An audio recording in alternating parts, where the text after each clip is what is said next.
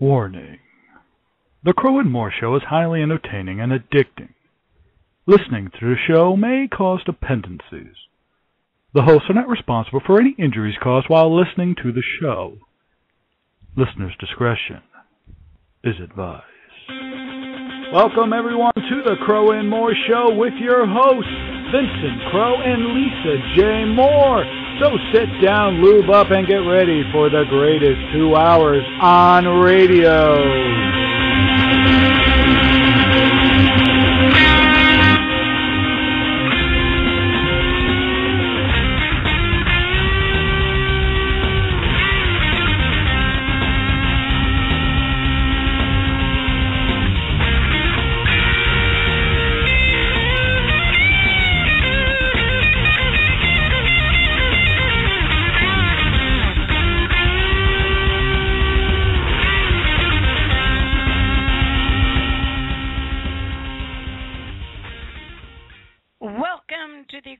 Show. I'm your host, Lisa Moore, and welcome to the Lisa's in Control edition of the show.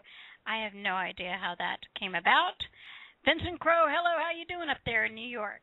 Yes, Madam Lisa. I will do whatever you tell me to do. I've been drugged up, and I won't do any outbursts, and I will stick to the script this week. And I believe that, like I believe... You should. That monkeys can fly. I don't believe they that. Can fly. Didn't you watch The Wizard of Oz? They can fly. Oh, my goodness. I am so scared about this particular show because I don't know what you have in store for me. But you've got something in store for me, and I'm scared out of my mind. But anyway, I've got control of the show. I'm taking control of the show. And, hey, this is the serious hour. So, my dear co-partner in crime, let's get right to it because we have so much to talk about. This was a huge, huge week in the news. First of all, we've survived the zombie apocalypse so far, so we can certainly talk about the Wisconsin recall election and the victory, the wonderful victory that Governor Scott Walker had. So let's get right to it. First of all, what does this mean to the general election? What do you think this means, Vincent? To me, this was a huge conservative victory, and I believe the people have spoken. I believe people are waking up, and they're sitting there saying, you know what? We don't have the money for this. We don't have the money for that. So what are your thoughts on this? I believe, Madam Lisa, that what the citizens of Wisconsin did this past week was tell the unions that were pushing so hard for Governor Walker to get recalled. They told them to take your recall and stick it where the sun doesn't shine. Well, the weird thing about this election was some of the things that happened after the results came in and Governor Walker trumped over Mayor Barrett. Let's talk about some of that. The first thing that to me really shocked me was when Mayor Barrett gave his concession speech, one of his crazy supporters, female supporters, came up and slapped him. Have you ever heard of this before in your life? Have you ever heard of this kind of nonsense? It depends, because maybe what that person was trying to do was bitch slap some sense back into the mayor. Depends, because maybe what that person was trying to do was bitch slap some sense back into the mayor and say, why, oh why, wouldn't you fight harder for us? But basically what this tells you is the little girl, woman, weird child, whoever it was, who basically pimp slapped the mayor. It's nothing but a drone. It's really strange because I'm telling you, I've never seen anything like this before. I honestly have never seen anything like this. I've seen people be upset. I've seen people, say all kinds of things in the media. I've never seen anything like this before. They're literally coming unglued. Absolutely unglued. And I don't get it. Instead of just locking and loading and fighting harder, they're acting like, some cat that's been run over by a truck and in some kind of weird death throes and twitching and seizing and jumping all around. I don't get this. I mean, there's more productive things that these people could do or be doing, and that's kind of showing where the Democrats are coming from. They're not being productive. They're not being productive in the legislation that they put forward or get through Congress. They're not being productive. And I honestly have never, ever seen anything like this in my life, ever. And then you get to actual death threats, okay? There literally have been things like death threats on Twitter for Governor Walker. And I've never seen that either. And you haven't, that's because you haven't been on, Twitter that much, Madam Lisa. Okay, the first thing I'm going to do after taking reins of this show, you're not allowed to call me Madam Lisa anymore. Whatever you say. You are not allowed to do that. Whatever and you're not you allowed say. to talk like a British servant your wish is either. my command. And you're not allowed to talk like a British servant either. You're not allowed to do that. Why not? Because it's my show. This is the It's your Lisa's show. in Control How would you want show. me to talk on your show?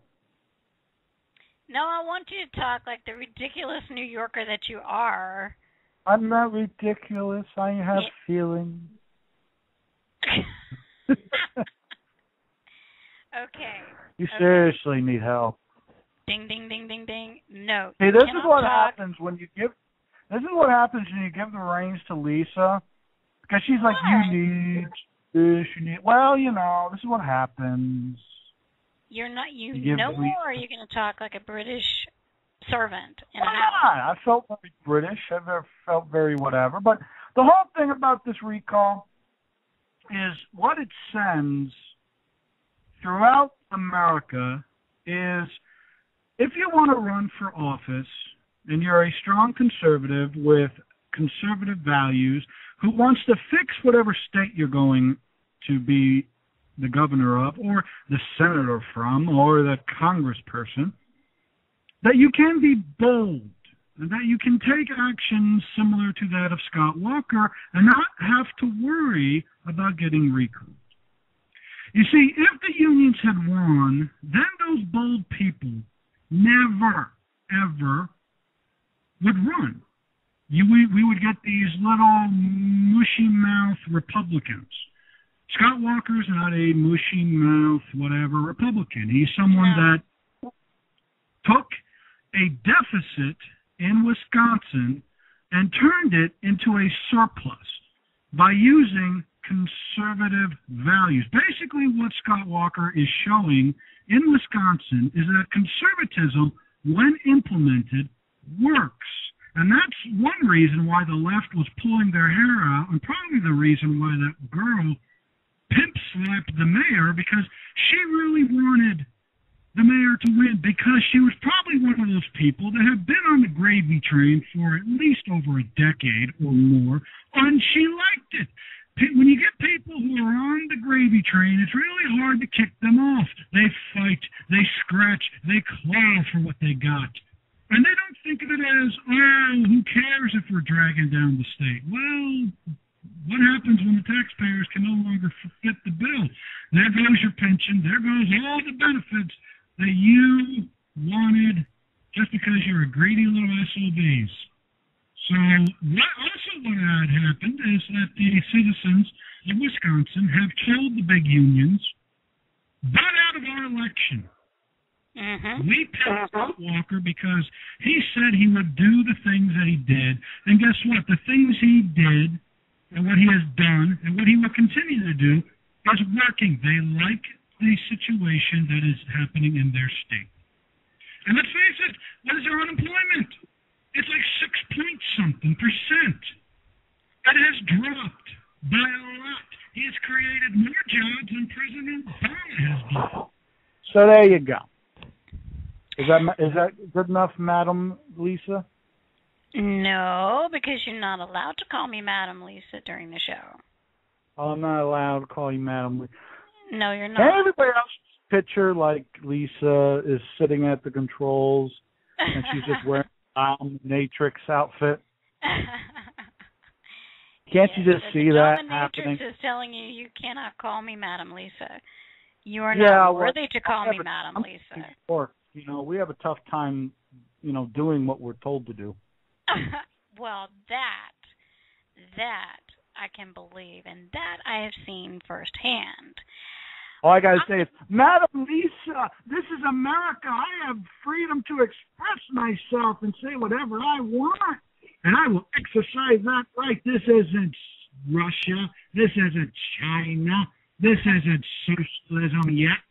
You can't stop saying what I want when I'm Lisa is in control episode. That's what this is. Or that's just what control. you think. You just that's gave what me you control. just think. See, I told no, you wanted control. See, that's the thing. People I told you you're the type to give me control and take it back. Show. No, I didn't say I was going to take it back. I'm not taking it back. You're in control, but you wanted control of the next show, so I gave it to you. Well, the thing that heartened me so much about this election is because the elections in the European Union, across the European Union that have happened within the last 1 and 2 years have not gone very well. In other words, the politicians over there, many of them are wimping out, and, some of the protests of the people from the left have been so violent and so scary that, they're scared over there. They're scared over there. They're seeing the people come out with pitchforks, and they're saying, okay, we're just going to keep going into more debt. So this, to me, Wisconsin has become the light, the shining light on the hill that's going to give people the courage just to hopefully do the things that we're going to have to do to get things back on the right track financially, which is what we need to do first. Okay, there's lots of social things we might want to talk about or fix in this country. There's people that are upset about this social issue or that social issue. But first we got to get our house in order. And that means a huge dose of fiscal responsibility. If the money is not there, the money is not there. And we could tax every dollar of the 1%. We could have a 100% tax rate, and it is not going to balance the budget. All it does is make people feel good because somebody doesn't have money. But see, that doesn't make me feel good when somebody doesn't have money. Why do I care if somebody has a large bank account? Unless they're using it to do something to me, which I don't know anybody except George Soros who's using a large bank account against me to harm my world. So I'm actually very, very excited about this, and I think that it's giving us some hope for the 2012 election coming up in November. So I don't want that hope to mean that people sit home. We got other primaries and recount elections and things like that coming up, and they're just as important as the presidential election coming up, and I'm going to keep saying that every Sunday. If you've got recount elections, if you've got primary elections coming up this month and next month, because like Texas has, our Senate race recount election next month in July. And it's just as important. We are going to take a break, and if you would like to give us a call at 646-564-9718, or if you want to talk with us in the chat room, we are open for business here on the Crow and More Show, and we'll be right back after these messages. What if it wasn't always about getting ahead? What if you didn't care about being on the fast track? What if your career goals were to change? Instead of flying off to the big interview, what if you flew somewhere else altogether? To embark on a different track, to volunteer in ways you never dreamed of, in places you never imagined yourself being. Like a tiny island in the Pacific, barely visible on a map, but where needs are easy to see. Or a village on the African continent, where just a little training in HIV awareness can change the fate of thousands. What if you decided to share your skills with others and help someone else get ahead? Peace Corps.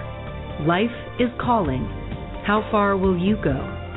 To find out more, call 800-424-8580 or visit peacecorps.gov.